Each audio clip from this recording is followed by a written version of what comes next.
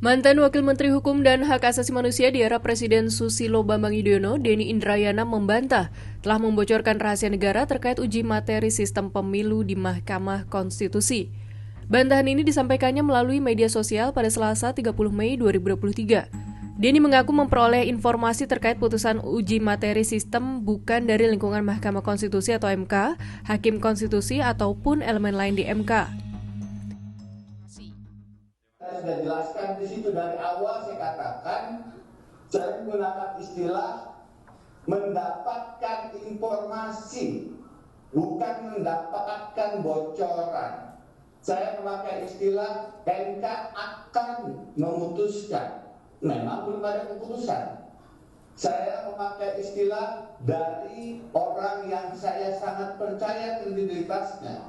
Pak Mahfud mentuit informasi A1. Saya sengaja tidak menggunakan istilah A1 dengan sadar tidak menggunakan itu karena A1 itu bermakna rahasia.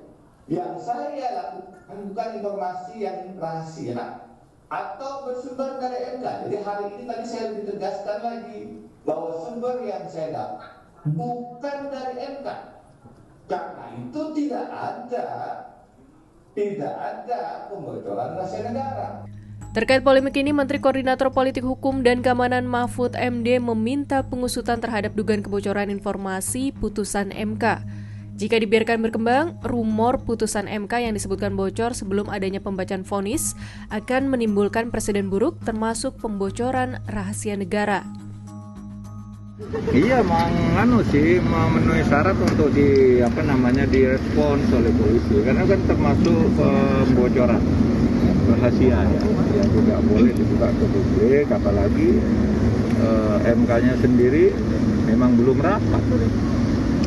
Informasinya sudah 86/3. MK itu baru, saya sudah tanya tadi, baru akan menerima kesimpulan dari masing-masing yang berperkara itu besok tanggal 31. Sesudah itu dijadwal sidang untuk mengambil kesimpulan. Pak Kapolri melihat, ya kita pelajari dulu kalau ada laporan seperti apa syarat apa tidak. Tetapi MK sendiri sekarang sudah ngambil tindakan ke dalam. Yang tadi diberitahu kepada saya, bukan saya tadi ke sana diberitahu, Pak, kami akan cari siapa orang dalam yang berbicara begitu kepada Pak Denny. Nah, sementara keluar dia akan meminta Denny akan mengklarifikasi melalui hukum. Itu tadi yang diskusi tadi ya, tapi mudah-mudahan tidak sampai panas lah.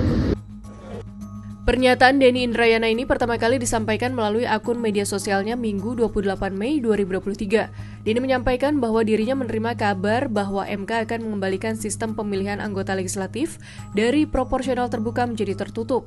Informasi yang diterimanya itu disebut sangat kredibel dan patut dipercaya.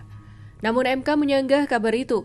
Belum ada rapat permusyawaratan hakim untuk membahas putusan terkait uji materi sistem pemilu.